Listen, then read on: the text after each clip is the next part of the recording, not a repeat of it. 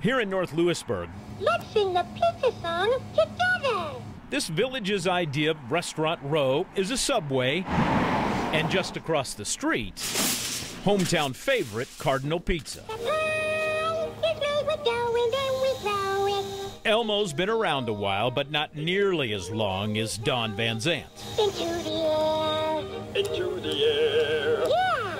A day without pizza is not a complete day. Don's owned the place going on 28 years. We're not cheap on our toppings either. We give you your money's worth. Don grew up in Xenia, graduated college with an accounting and business degree. He did work as an accountant, but professionally it just was not quite the right recipe. Then this pizza place came along. Well, when you find it how it works, you don't change it. You know, I'm a great believer in don't try to reinvent the wheel. It's not broke, don't fix it. For almost 3 decades, he's been using some of the same ingredients. No cutting corners.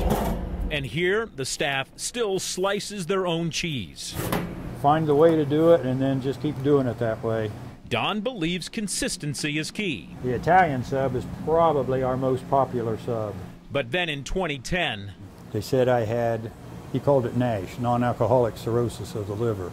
Don was not a drinker. He did not smoke. Doctors called it fatty liver disease. Then in the summer of 2012, he got liver cancer, and doctors put him on a liver transplant list. I just enjoy life.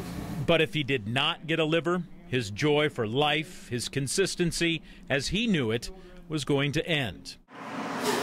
Then in early October 2012, 3:28 in the morning, my phone rang, and it was the University of Cincinnati Hospital's liver clinic. We've got a liver for you. 3 hours later, Don and his family were at UC, and doctors took him into surgery. The surgeon said, I've never said this to anybody else, but he said, that liver, God made that liver for 2 people because it was a perfect fit. Just hours after the successful transplant, Don was struggling emotionally. But I just feel so guilty that I'm alive. He was 26 years old and lost his life. The 26-year-old who donated his liver was Drew Tyler Mason from Owen County, Kentucky. Drew was in a truck with 2 other people when they crashed. Well, I lost a part of my heart. Lucy Grubb is Drew's mom, and she had no idea when Drew renewed his driver's license, he agreed to be an organ donor. It brings me a lot of comfort, and I'm proud. I'm proud of Drew because he was a hero, and he still is a hero. Don said he always considered himself a giving person, but that really changed after Drew became a part of him. Even though I never met Drew, I think about him in one way or another nearly every day since. Almost a year to the day after the transplant, Lucy sent Don a letter.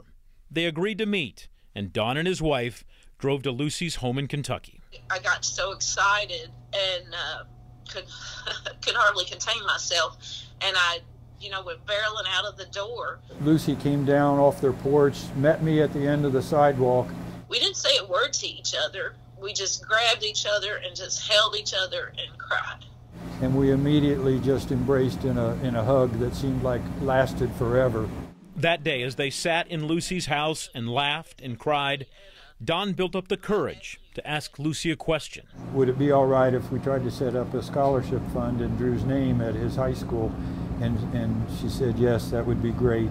In 2014, pizza sales and fundraisers allowed Don to give a $2,500 Drew Mason Memorial Scholarship. All he asked was the first scholarship go to Drew's younger sister, Lindsay, to help her pay for college.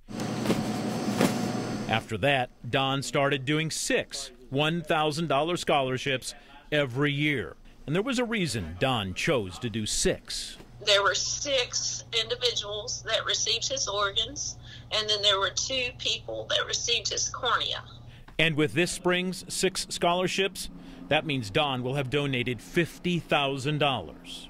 Hi, Don. My name is Addison Montague. I'm a 19-year-old sophomore at the University of Kentucky. I am forever grateful in your confidence for choosing me.